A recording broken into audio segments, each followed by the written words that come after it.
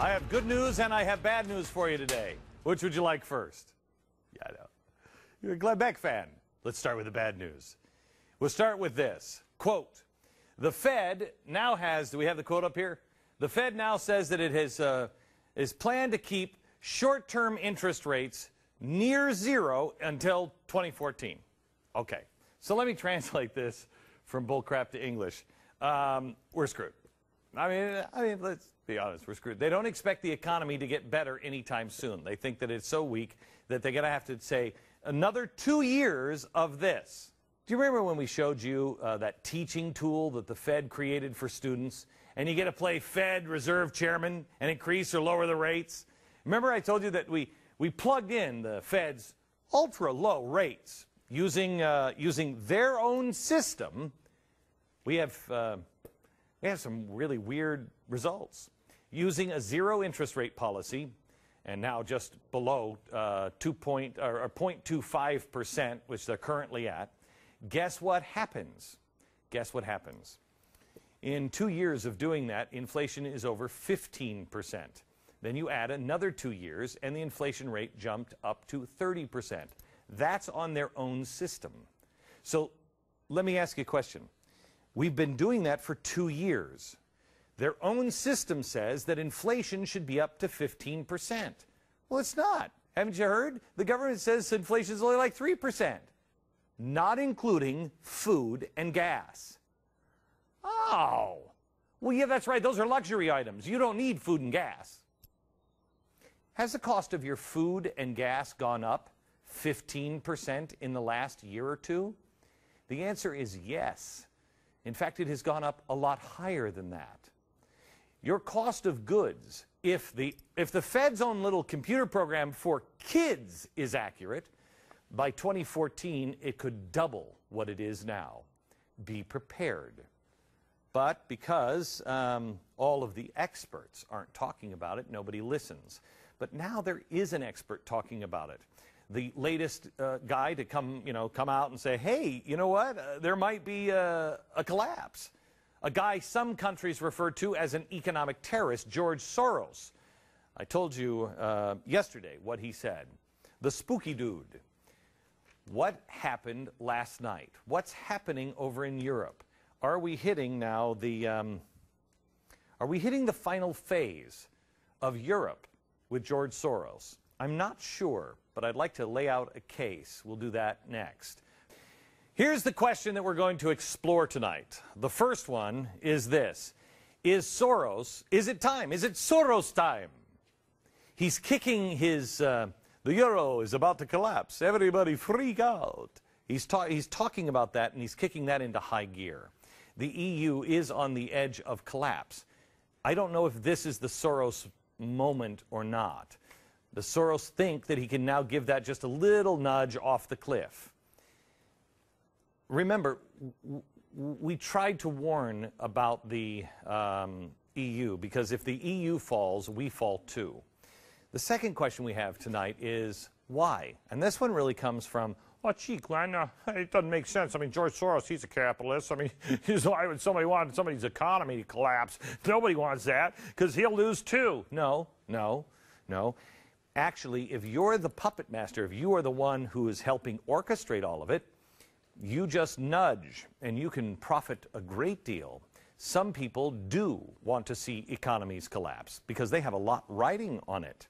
People like spooky dude George Soros made his claim to fame in the 1990s by betting against currencies. This is how he does it. Now listen, in 1992, he bet $10 billion on the British pound collapsing. $10 billion. Perspective.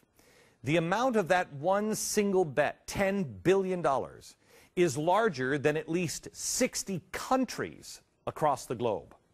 When the final damage to the pound were all tallied, millions of people in Great Britain saw their entire savings account, everything they'd worked their whole life, all their retirement accounts, completely wiped out. Economies flew into turmoil from Tokyo to Rome. But everything was great for George Soros. He made that one bet, and in one night, he made $1 billion. That's $2 million every minute. The pound depreciated 15% over the next couple of weeks. And all told, Soros raked in $2 billion off the devaluation. But he warned about it. That's all he did. All I did was I saw an opportunity and said, boy, people, you should get out of that because it should be devalued.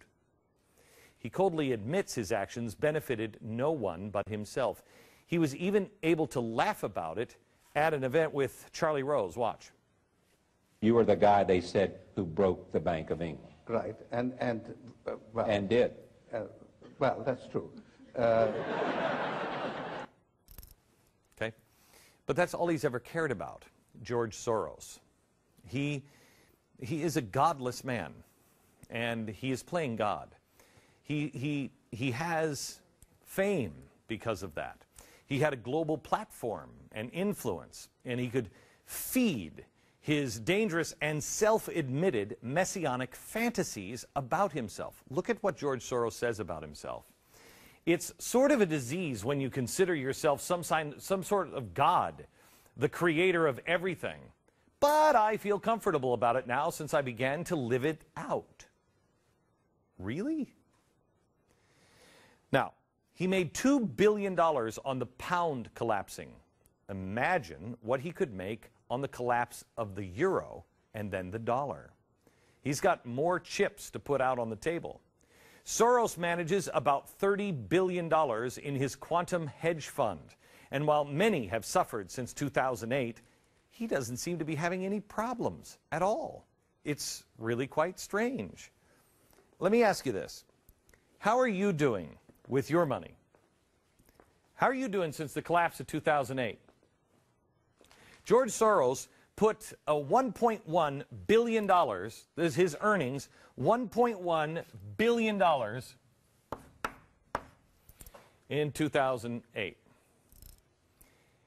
In 2009, now remember, while you were losing money, in 2009, how much did you lose, percentage-wise? His fund grew 29%. Now, who has that kind of a year? It grew 29%. Remember, he's not making anything. He's not selling vomit bags or cars or anything else.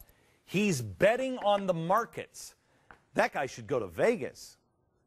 Now, Soros gained, just in fees and investment gains, $3.3 billion. Last year, Forbes said he's one of the second largest ranking guys making money in the country. The first, I think, wasn't it, Tiffany, wasn't it Facebook? Zuckerberg? Yeah, Zuckerberg. I know what he did. He's doing Facebook. It's a phenomenon. Last year, second largest gain of richest people in America went to George Soros.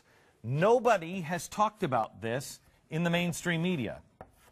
$7.8 billion last year. Wow. Net worth increased by more than, ready?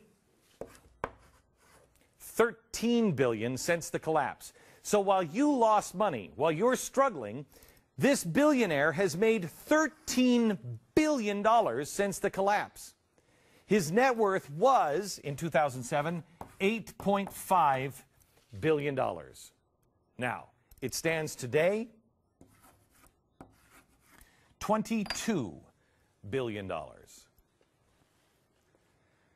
How does somebody in this economy make that kind of money? Well, let's play a hypothetical game. Let's say that Soros, the fund management, has roughly now 3 times the amount of money, the amount of assets that the quantum fund had when he managed it in 1992, and he bet $10 billion against the sterling. That means that he wouldn't have $10 billion to put in on this gamble, but he'd have $30 billion to come up and bet against the euro.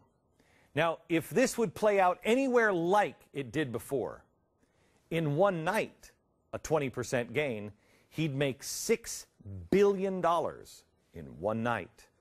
So please don't tell me that George Soros doesn't want to collapse the economy, that he has no reason. He has 6 billion reasons to do it. And he's done it 5 times before. Why is no one in the media even looking at George Soros? I'll tell you why. Because they're all scared to death of him. He controls just about everything, everywhere. You're talking about the, who is it, the Koch brothers? Koch brothers? They're school children compared to George Soros. Everyone in the press this week concerned about Romney's paltry hundreds of millions of dollars, please. Soros wipes his butt with Romney's pittance. That kind of money puts him on par, try this, with Fortune 500 companies. These Fortune 500 companies are about the size of George Soros. But you probably have never heard of these. Whirlpool, Kohl's, CBS. I didn't know they still made money, but apparently they do. The Gap.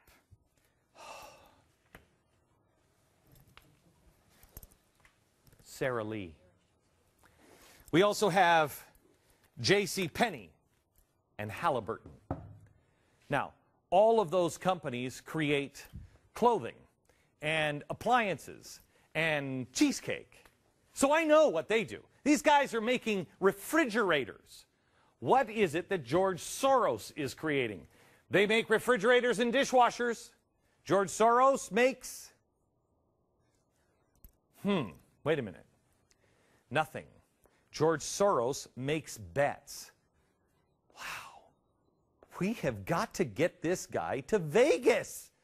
By the way, ADD moment here. All of Soros' incomes comes from capital gains. That means he's paying exactly the same tax rate as, yes, evil Mitt Romney. Call Mitt Romney's office and tell him, we don't want any of your kind around here. I guarantee you that the man who has made $17 billion in the past few years paid less in percentage than his own secretary. But is the media saying anything about that? Mitt Romney, as far as I know, doesn't make the kind of money that George Soros does, and at least he doesn't make it the way George Soros does by trying to invest in the failure of entire countries and their currency. Then grab the phone and dial up his buddies in the governments of said countries, and then call up the heads of giant global banks and then other influential economic leaders and give all of them an earful of advice on how to solve the situation. Now, I may be going out on a limb here, but that kind of sounds like a conflict of interest. It seems to be, however, a routine pattern for George Soros. For instance, let me give you a couple things. Light squared. The investment. Soros invests through hedge funds millions of dollars into Light Squared. Now, Light Squared, this is a communication company. What are they trying to do? They're just trying to communicate. That's all they're trying to do. They are trying to establish another wireless broadband network. Now, here's the problem with Light Squared. An Air Force general steps to the plate. His name is William Shelton, and he says this new network, just even testing it, is going to interfere with the military GPS systems. Well, this poses a problem, doesn't it? I mean, for George Soros. But it poses a bigger problem to us. Because if the general is right, then our GPS for our smart bombs and everything else might be temporarily interrupted. Might be a danger. It's a danger to our national security. So what happens? 4 George Soros-funded organizations start lobbying on behalf of Light Squared. Then the White House pressures the general into changing his prepared testimony to downplay his concerns. That doesn't sound good. Second example, Petrobras. We told you about this at Fox. The Petrobras investment. Soros invests $811 million into Petrobras. This is the government-run Brazilian oil company. Okay, what happens? Well, the Obama administration, strangely, on their own, coincidence of coincidence, decides to slap a moratorium on offshore drilling in the Gulf of Mexico. But here's the weird part. They give the green light and even issue billions in loans to Petrobras in order to do some more offshore drilling deeper than what they were doing in the Gulf. When we exposed this on Fox, Soros sold his Petrobras shares. He later brought them back and invested in the company again because we don't pay attention. America loses and George Soros gains.